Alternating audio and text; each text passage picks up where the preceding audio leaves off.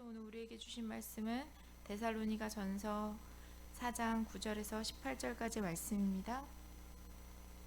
데살로니가 전서 4장 9절에서 18절까지 말씀입니다.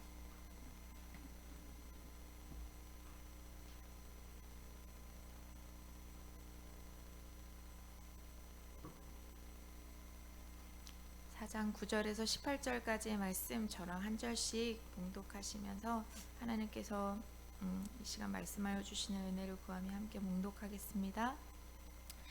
형제 사랑에 관하여는 너희에게 쓸 것이 없음은 너희들 자신이 하나님의 가르치심을 받아 서로 사랑함이라.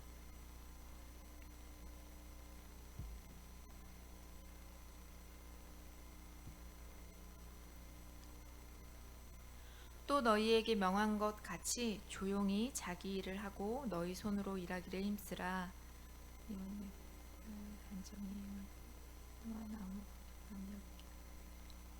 형제들아, 자는 자들에 관하여는 너희가 알지 못하기를 우리가 원하지 아니하노니 이는 소망 없는 다른 이와 같이 슬퍼하지 않게 하려 함이라. 우리가 이와 같이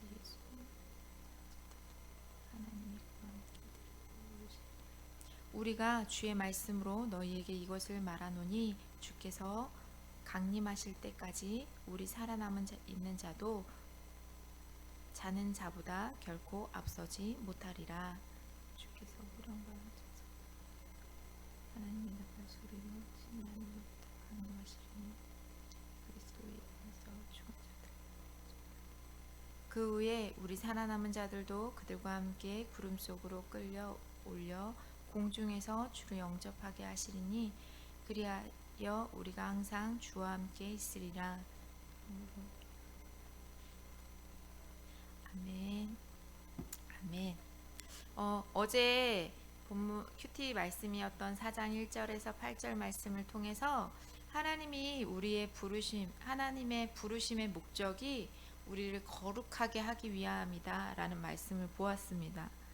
거룩한 삶을 살기 위한 몸부림을 치는 하나님의 백성을 보시면 하나님이 기뻐하는 삶이 아닐까라고 생각해 봅니다. 그럼 하나님이 기뻐하는 삶을 살기 위해 우리는 어떻게 살아야 할지 오늘 본문을 통해서 풀어주고 계신 것 같습니다. 9절 말씀에 이렇게 말씀하십니다. 형제 사랑에 관하여 너희에게 쓸 것이 없음은 너희들 자신이 하나님의 가르치심을 받아 서로 사랑함이라. 9절 말씀을 읽으며 놀라지 않을 수가 없습니다.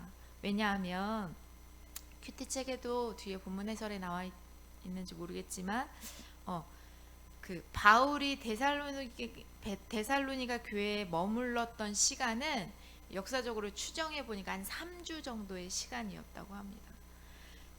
다른 주석서에는 3주를 조금 넘어서기도 했다 하지만 한 달 정도의 시간을 넘지 않은 기간 동안 바울은 데살로니가 교회를 세웠고 성도들에게 복음을 가르쳤고 어떻게 살아야 할지를 알려주었다고 말씀하고 있습니다.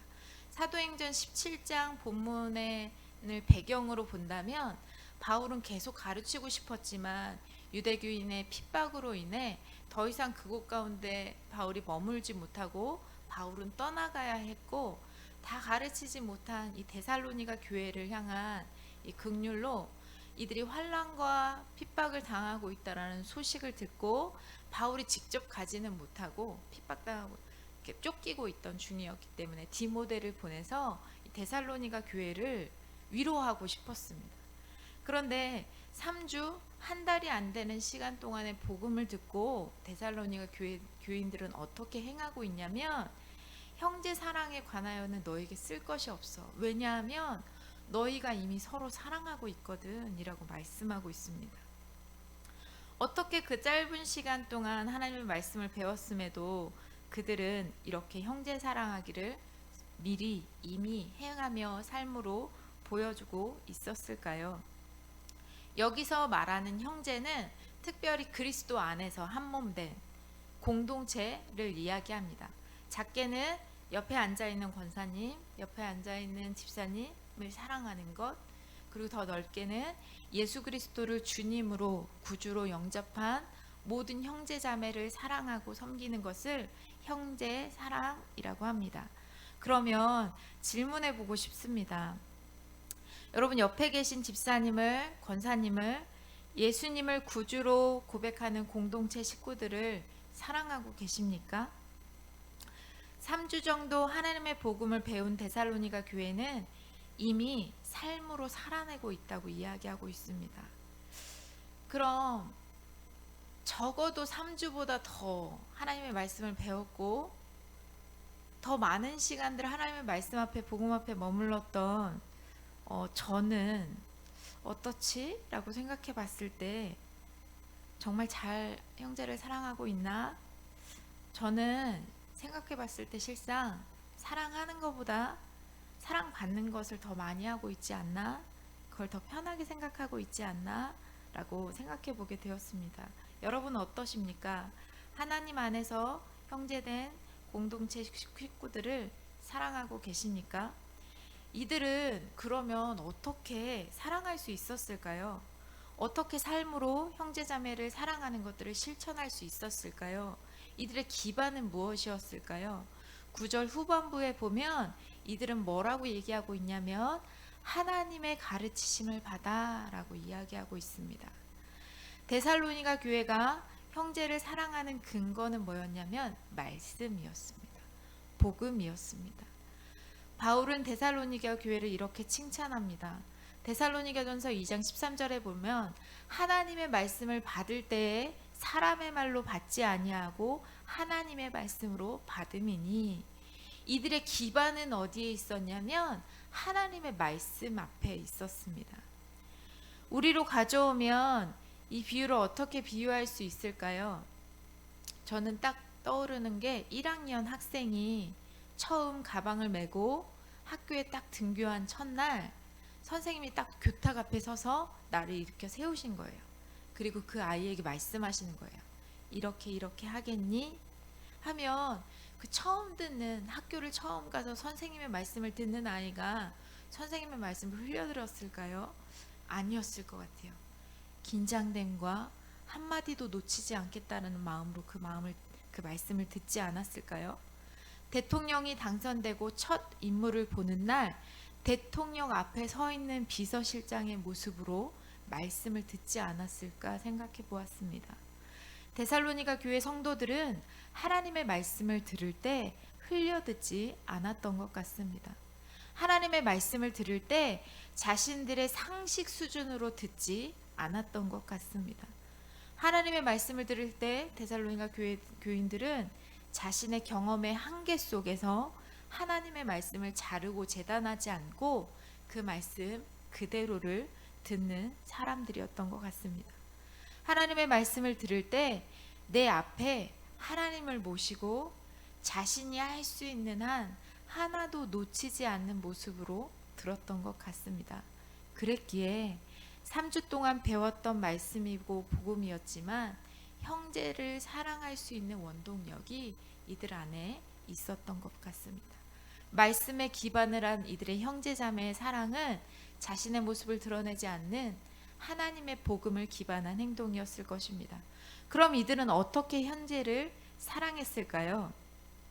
어떤 모습으로 사랑했을까요? 10절엔 형제 사랑을 이렇게 표현합니다.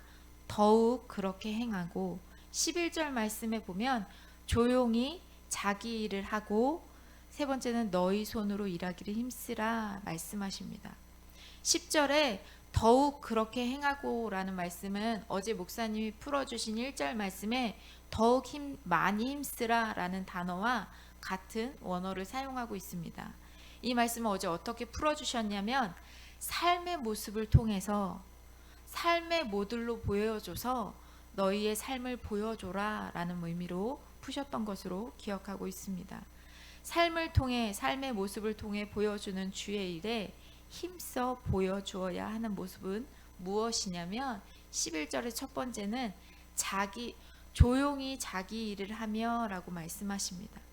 조용히 자기 일을 하며 너희 손으로 일하기를 힘쓰라 말씀하십니다. 형제를 사랑할 때 저는 뭔가를 베푸는 것만 사랑이라고 생각했습니다.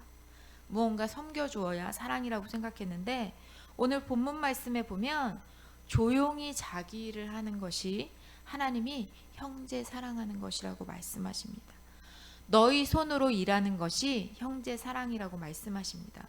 왜 그렇게 말씀하실까요? 데살로니가전서 3장 11절에서 12절 말씀을 보면 더욱 편하게 이해할 수 있을 것 같습니다. 제가 봉독해 드리겠습니다.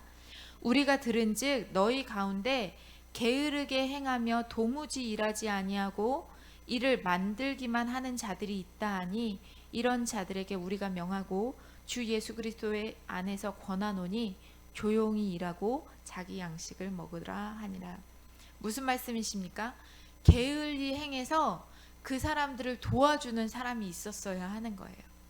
자기 일을 잘 수행하지 못하니까 다른 사람에게 피해를 주는 행동들이 이 데살로니가 전서 안에 있었던 것 같아요. 그래서 뭐라고 말씀하시냐면 조용히 자기 일을 행하라고 말씀하십니다. 부요한 사람들을 의지하지 말고 스스로 벌어서 생활하라는 말씀입니다. 아마도 잘 섬기는 형제 사랑을 실천하는 이 교회에 이들을 이용해서 놀고 먹었던 사람들이 있었던 것 같습니다. 여기서 질문이 나옵니다. 나는 형제 사랑을 실천하고 있습니까? 아니면 사랑을 받고만 있습니까? 한번 나의 모습을 돌아보고 싶습니다. 13절에서 17절 본문 말씀은 예수님의 재림과 성도의 부활에 관해서 말씀하십니다. 제가 다시 한번 읽어보겠습니다. 형제들아, 자는 자들에 관하여 너희가 알지 못하기를 우리가 원하지 아니하노니 이는 소망 없이는 다른 이와 같이 슬퍼하지 않게 하려 함이라. 우리가 예수 그리스도의 죽으셨다가 다시 살아나심을 믿을진데 이와 같이 예수 안에서 자는 자들도 하나님이 그와 함께 데리고 오시리라. 우리가 주의 말씀으로 너희에게 이것을 말하노니 주께서 강림하실 때까지 우리 살아남아 있는 자도 자는 자보다 결코 앞서지 못하리라. 주께서 호령과 천사장의 소리와 하나님의 나팔 소리로 친히 하늘로부터 강림하시리니 그리스도 안에서 죽은 자들이 먼저 일어나고 그 후에 우리 살아남은 자들도 그들과 함께 구름 속으로 끌려 올려 공중에서 주를 영접하게 하시리니 그리하여 우리가 항상 주와 함께 있으리라. 아마 데살로니가 교회에 함께 신앙생활을 하던, 함께 형제를 사랑하던 소중한 형제 자매를 먼저 보냈어요. 소천했던 것 같아요. 이 소식을 들은 바울은 안타까워서 뭐라고 이야기하냐면 슬퍼하지 마십시오 라고 이야기합니다. 그들이 영영 여러분을 떠나가는 것이 아니라 잠깐 자고 일어나는 것과 같이 예수 그리스도의 재림의 때에 그들이 먼저 일어나 세우심을 받게 될 것입니다. 그러니 슬퍼하시지 마십시오. 곧 만나게 될 것입니다 라고 이야기하고 있습니다. 오늘도 밤이 찾아오면 가족들과 각각 방으로 들어가 잠을 청하게 될 때 아침에 일어나지요. 그런데 잠자기 위해 방으로 들어가는 그 시간 동안 영영 보지 못할 것 같은 슬픔의 밤을 맞이하는 사람은 없습니다. 왜냐하면 아침이 되면 일어나서 만날 것을 분명히 알고 있기 때문입니다. 그렇듯 주께서 친히 하늘로부터 강림하실 때 천사의 호령과 나팔 소리가 임할 때 죽은 자들이 먼저 일어난다고 이야기하고 있습니다. 그러니 슬퍼하지 말라라고 말씀하십니다. 고린도전서 15장 51절 52절 말씀에 보면 보라 내가 너희에게 비밀을 전하노니 우리가 다 잠잘 것이 아니요 오직 마지막 나팔의 순간에 홀연히 다 변화되리니 나팔 소리가 나매 죽은 자들이 썩지 아니할 것으로 다시 살아나고 우리도 변화되리라 라고 말씀하십니다. 이 말씀은 죽음으로 모든 것이 끝난 것이 아니라 소망 없는 자들처럼 죽음에 관하여 슬퍼하지 마십시오 라고 권면하고 있는 것입니다. 18절에 이렇게 말씀을 마무리하고 있습니다. 그러므로 이러한 말로 서로 위로하라. 어떠한 말로 위로하라고 말씀하시냐면 17절 말씀에 보면 항상 주와 함께 있으리라 이렇게 위로하래요. 주님이 항상 함께 하십니다. 살아계신 주님이 우리 삶을 인도하고 계십니다. 라는 말로 위로하라고 말씀하시고 계십니다. 여러분, 어떤 말이 위로가 되십니까? 돈이 생길 거예요. 건강하실 것입니다. 괜찮아요. 라는 말보다 주님이 우리와 함께 하십니다. 살아계신 우리 주님이 우리 삶을 인도하십니다. 힘내세요. 라는 위로로 오늘 하루를 채워갈 수 있기를 소망합니다. 죽음으로 인해 슬퍼하는 자들은 슬퍼하지 말아라. 썩지 않을 새로운 몸으로 부활하게 될 것이다. 라고 말씀하고 있습니다. 데살로니가 교회는 환난과 핍박 가운데 있는 교회라고 말씀드렸습니다. 그런데 그들을 위로하기 위해 보냈던 디모데가 데살로니가 교회의 소식을 갖고 오는데 믿음으로 굳건히 서 있는 이 모습들을 보니 바울이 뭐라고 표현하냐면 믿음으로 서 있는 모습을 보니 내가 더 위로가 된다라고 이야기하고 있습니다. 환난과 핍박을 이겨낼 수 있었던 것은 데살로니 교회가 말씀의 반석 위에, 하나님의 말씀의 반석 위에 지금도 살아계시고 역사하시는 그 하나님의 말씀으로, 하나님의 말씀의 반석 위에 재림신앙을 가지고 서 있었기 때문에 가능했습니다. 부활신앙에 대하여 몰랐던 이들에게 부활신앙은 이제 더 이상 먼저 떠나보낸 이들을 슬퍼하지 않고 소망으로 기다리게 되는 소망을 더 가지게 했을 것입니다. 데살로니가 교회는 이 땅에 발을 딛고 살지만 시선은 하나님께 두는 형제 사랑을 실천하는 교회였습니다. 예수님이 승천하신과 같이 이 땅에 다시 재림하시는 날 우리는 하나님 앞에 행위 심판을 받게 될 것이라는 것을 요한계시록은 기록하고 있습니다. 구원 얻을 때 믿음은 신앙의 행위가 아닌 칭의로 받는다라고 말씀하셨습니다. 그러나 예수님이 다시 재림하실 때 구원받은 이들은 행위 심판이 있을 것이라고 말씀하고 있습니다. 데살로니가 교회는 이 말씀 그 마지막 날 하나님하고 계산할 것이 있지 않았을까 생각해 봅니다. 마태복음 22장 37절에서 40절 말씀에 보면 예수께서 이르시되 너희 마음을 다하고 목숨을 다하고 뜻을 다하여 주 너의 하나님을 사랑하라 하셨으니 이것이 크고 첫째 되는 계명이요 둘째는 그와 같으니 내 이웃을 내 자신같이 사랑하라 하셨으니 이것이 두 번째 계명이요 온 율법과 선지자의 강령이니라 라고 말씀하십니다. 형제 사랑을 실천하는 것이 이 세상 가치로 보면 바보 같은 행동이고 손해보는 행동입니다. 그러나 이 땅의 삶이 끝이 아니라 재림신앙, 부활신앙으로 하늘의 시선을 두고 살아가는 우리에게는 형제 사랑은 예수님이 재림하시는 그날 칭찬을 받을 수 있는 행동이요 하나님께서 우리의 행위를 계산하실 때 계산할 것이 있는 행동일 것입니다. 그렇기에 우리의 형제 사랑의 계명은 선택이 아니라 필수입니다. 꼭 해야 하는. 형제 사랑으로 서로를 사랑하면 이를 통해 우리 교회 공동체는 더 풍성하고 감사한 일이 넘쳐나겠지요. 우리 안에 감사와 기쁨이 넘쳐나면 어떻게 될까요? 하나님을 모르는 이들이 저 사람들은 왜 손해보는 삶을 사는데 기뻐해? 라고 하나님의 복음에 대해서 궁금해하지 않을까요? 얼마 전에 끝난 에스겔 본문 18장 32절의 말씀에 보면 하나님은 누구도 죽는 것을 원하지 않으시니 회개하고 살아라 라고 표현하십니다. 하나님은 잃어버린 자 없이 모두를 구원하기 원하시는데 누구도 심판받지 않고 돌아오기 원하시는 하나님의 뜻이 우리의 형제 사랑의 삶의 열매를 통해서 믿지 않는 이들에게도 선한 영향력을 흘려보내는 행동이 되리라고 믿습니다. 마지막 적용 질문입니다. 나는 주님의 말씀을 사람의 말로 아닌 살아계신 하나님의 말씀으로 듣고 있습니까? 그럼 오늘 형제 사랑을 실천하기 위해서 내가 해야 할 일은 무엇입니까? 한번 생각해 보셨으면 좋겠습니다. 오늘 데살로니가 교회를 통해서 두 가지를 우리에게 가르쳐 주십니다. 재림신앙, 부활신앙, 형제 사랑. 왜 이 두 가지를 말씀하실까요? 형제를 사랑하다 보면 내가 손해보는 것 같을 때 있습니다.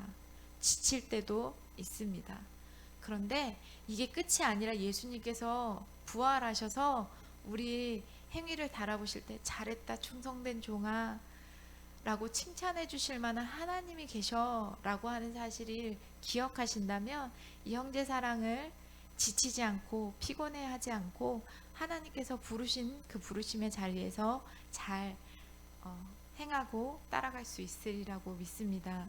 오늘 하루 내가 해야 하는 형제 사랑의 자리가 무엇인지 한번 생각해 보시고 하나님께서 계산하실 만하게 오늘 하루의 삶을 하나님께 올려드리는 하나님께 영광된 우리의 삶이 되어지기를 소망합니다. 우리 함께 이 시간 기도하며 하나님께 나아갈 때 먼저 목사님과 사모님을 위해서 기도해 주십시오. 하나님께서 함께하여 주셔서 날마다 주께서 부어주시는 새 힘으로 하나님의 사역들을 감당할 수 있도록 인도하여 주십시오. 날마다 돕는 손길들을 붙여주시고 날마다 하나님의 새 힘을 공급하여 주시어서 하나님의 힘으로 하나님의 지혜로 하나님께서 맡겨주신 교회와 하나님 성도님들을 잘 섬길 수 있도록 축복하여 주십시오라고 기도해 주시고 교회에 많은 아픈 분들을 위해 기도해 주시고 우리 예은숙 집사님 가정 김정열 성도님을 위해 기도해 주시고 우리 박미영 성도님 집사님을 위해 기도해 주시고 각자의 기도 제목과 우리 위해 자유롭게 기도하시고 주기도문 하고 돌아가도록 하겠습니다. 함께 기도하겠습니다.